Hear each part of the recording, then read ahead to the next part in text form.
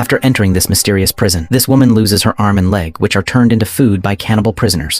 The film begins by introducing a woman named Arlen, who has a serial code marked beneath her ear, indicating that she has officially become prisoner number 5040 in a mysterious place known as the Bad Batch. Unlike ordinary prisons, this place has no real system of supervision or clear rules. Instead, it enforces one of the harshest punishments imaginable, where inmates are left to survive on their own in an isolated desert that is completely cut off from the outside world. There are no laws here, only the law of the wild, where only the strong are able to survive. Each prisoner is given minimal supplies, just a piece of bread and a large bottle of water, before being released into the desert and left to face their fate alone. With no clear direction or destination, Arlen wanders across the vast desert until she eventually comes across an old abandoned car. For a brief moment, it gives her hope, but that hope quickly disappears when she realizes the vehicle is badly damaged and cannot be used. She decides to use it simply to fix her disheveled appearance. The situation suddenly becomes tense as a vehicle rapidly approaches. While trying to escape, Arlen is suddenly ambushed by a woman and knocked unconscious in an instant.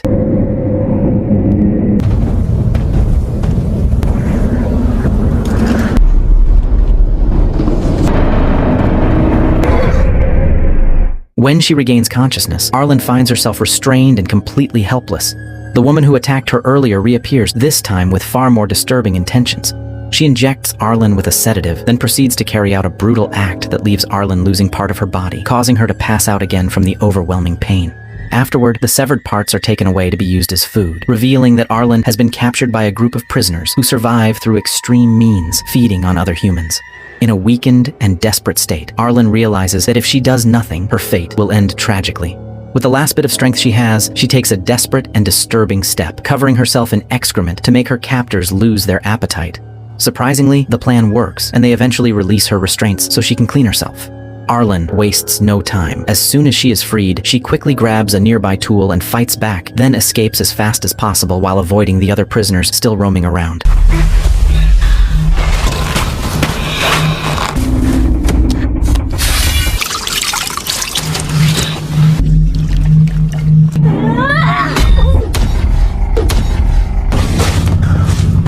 During her escape, she finds a skateboard and uses it to help her move more efficiently despite her condition.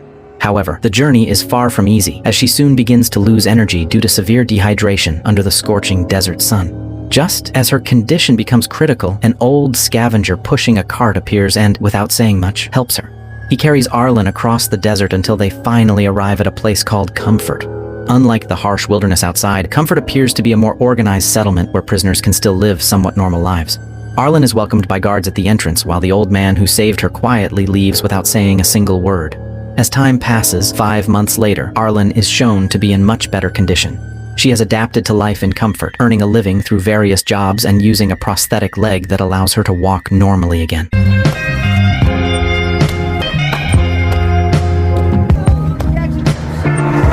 If you remember everything else. Life in Comfort feels completely different compared to the cannibal groups outside the desert, as the people living there can still function like ordinary humans, almost as if they are not prisoners at all. Meanwhile, the story shifts to a man with a large build and a fierce, intimidating appearance. This man is Bobby, the leader of the cannibal group that previously captured Arlen, a group known as the Bridge People. Despite his rough, street-like demeanor, Bobby actually has a softer side, especially when it comes to his young daughter, Honey, whom he deeply cares for. Beyond his physical strength, Bobby also possesses a contrasting trait. He has a talent for painting, and he can even draw his daughter's face with remarkable detail. However, once he finishes his artwork, he returns to the harsh reality of his life, where he faces another victim who will be used as food for his group.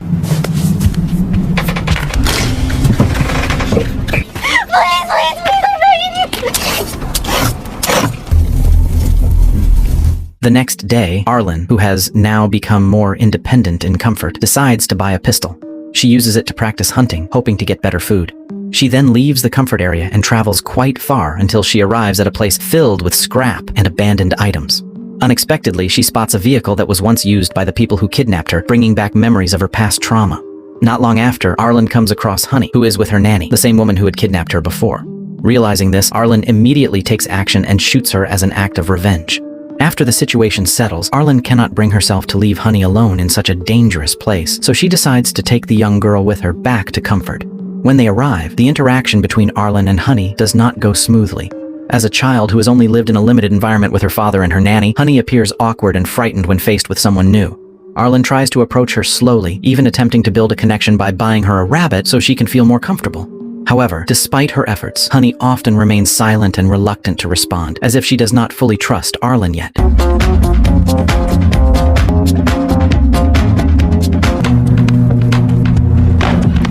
Then you gotta do exactly what I say. Do you want to keep him? I could have just left you out there in the desert. Meanwhile, in another place, Bobby begins to realize that his daughter is not returned. Without wasting any time, he heads straight to the junkyard but finds no sign of Honey or her nanny. In the middle of his search, he encounters an old scavenger who happens to be there. Bobby then shows him a drawing of Honey and asks if he has seen her.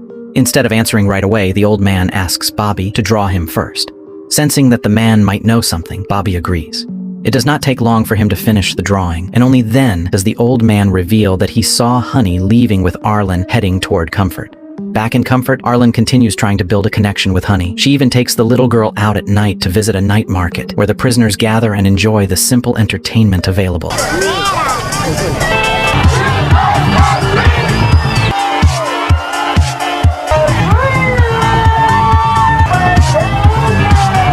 In the middle of the lively atmosphere, the leader of Comfort appears, a man known as the Dream. Unlike Bobby, who is harsh and brutal, the Dream is known for his relaxed leadership style and for giving his followers a sense of freedom. He has even created his own currency, which is used by the people in Comfort for transactions, making life there feel more organized. Because of this, many people respect him, seeing him as someone who can provide a better life in the midst of chaos. Caught up in the festive atmosphere, Arlen tries to enjoy the moment and briefly forget everything she has been through over the past few months. She approaches someone who offers illegal substances that can be freely used during the event. Without realizing it, while Arlen is lost in the euphoria, Honey wanders off while searching for her pet rabbit that has run away. By chance, Honey ends up crossing paths with the Dream and his pregnant wife. Seeing Honey alone, the Dream takes her to his residence without Arlen knowing. It's your rabbit.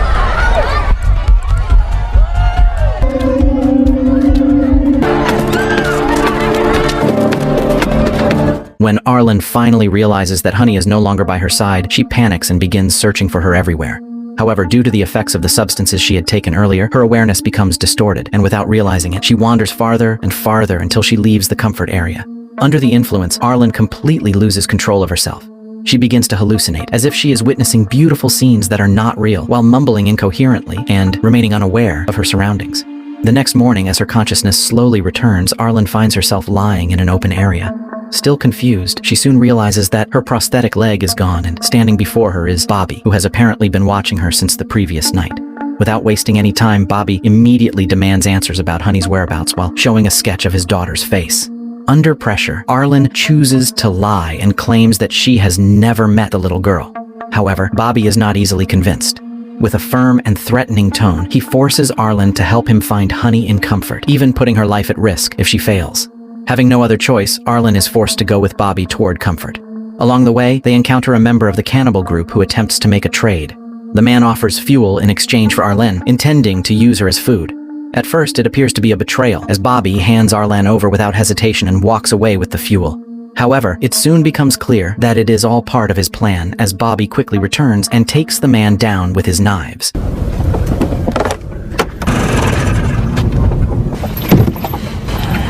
Trade you for that leg. Wait, Mom!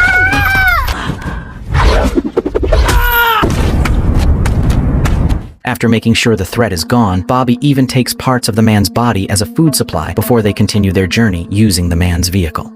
During the trip, they briefly stop in the middle of the desert, and not long after, a sandstorm suddenly hits.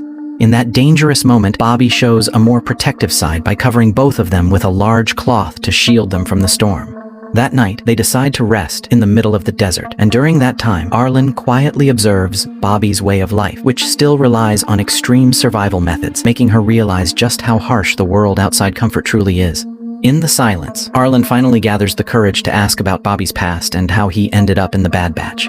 Without hesitation, Bobby explains that he was sent there after becoming an illegal immigrant from Cuba to America at a young age. How come you're in the Bad Batch? Illegal. No papers. I come with a boat to America when I'm 16. A lot of things. Construction.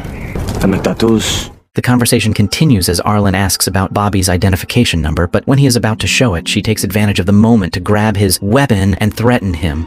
Despite being in danger, Bobby remains completely calm, showing no fear at all, almost as if he is challenging Arlen to follow through. The tension between them is suddenly broken when a gunshot rings out from another direction and hits Bobby. The shot comes from a prisoner who managed to escape from the cannibal group. Seeing Arlen's condition and the parts of her body she has lost, the man immediately realizes that she is a victim and invites her to return to comfort with him. In the end, Arlen chooses to go with the man, as she no longer wants to stay close to Bobby, who is part of the group that destroyed her life. Upon arriving in Comfort, the man immediately reports to the guards and introduces himself as a new prisoner with the serial number 5828. This information surprises Arlen, as it reveals that in just 5 months, the number of incoming prisoners has increased significantly. It raises a troubling question in her mind about whether it is even possible to ever escape from this place. However, amid the pressure and confusion in her thoughts, Arlen suddenly remembers Bobby, whom she left behind in a wounded condition. That thought pushes her to make a decision to return to the place where they last parted, hoping to check on his condition. But when she arrives, she finds no trace of him, only a sketchbook he left behind. Meanwhile, in another place, Bobby, who is still unconscious, is found by the old scavenger who once helped Arlen. Without hesitation, the old man once again shows his kindness by taking care of Bobby, feeding him, and treating the gunshot wound on his body, helping him slowly recover. In a world filled with violence where people prey on one another, the presence of this old man stands as a rare reminder that humanity still exists, even in the most inhumane place imaginable.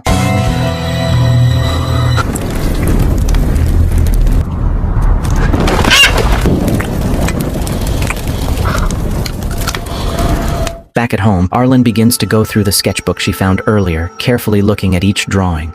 From what she sees, she starts to realize how much Bobby truly cares for his daughter, and that realization sparks a desire in her to help find Honey. Without wasting any time, Arlen makes copies of Honey's sketch and starts walking around Comfort, showing the drawing to anyone she meets, in hopes that someone might recognize the little girl. However, her efforts lead nowhere, as no one seems to have seen Honey, until one moment, by pure chance, Arlen spots Honey walking alongside one of the Dream's wives, which immediately gives her a clue that Honey is now under the Dream's protection. Since living with the Dream, Honey's life has changed drastically. She is treated like his own child, spoiled with proper meals and surrounded by comfort far beyond what life outside the desert could offer.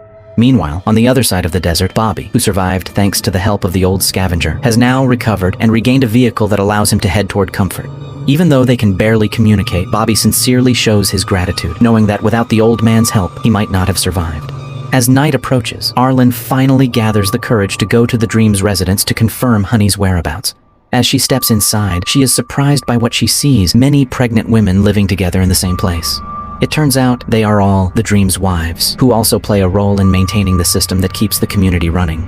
The Dream has built his wealth and power through illegal activities, but in a lawless place like the Bad Batch, no one is able to challenge him. In fact, because he provides a more stable life for the prisoners, many people see him as someone worthy of respect. Seeing the comfort offered there, Arlen pretends to be interested in becoming part of that life. The Dream welcomes her without suspicion and immediately orders one of his wives to prepare a room for her. However, behind that act, Arlen is already planning to rescue Honey. She realizes that if she does nothing, Honey's future could end up following the same path as the women living there. While in the bathroom, Arlen secretly retrieves a pistol she has been hiding in her prosthetic leg. When one of the Dream's wives enters to check on her, Arlen seizes the moment, threatening her and taking her as a hostage so she can move freely and find Honey.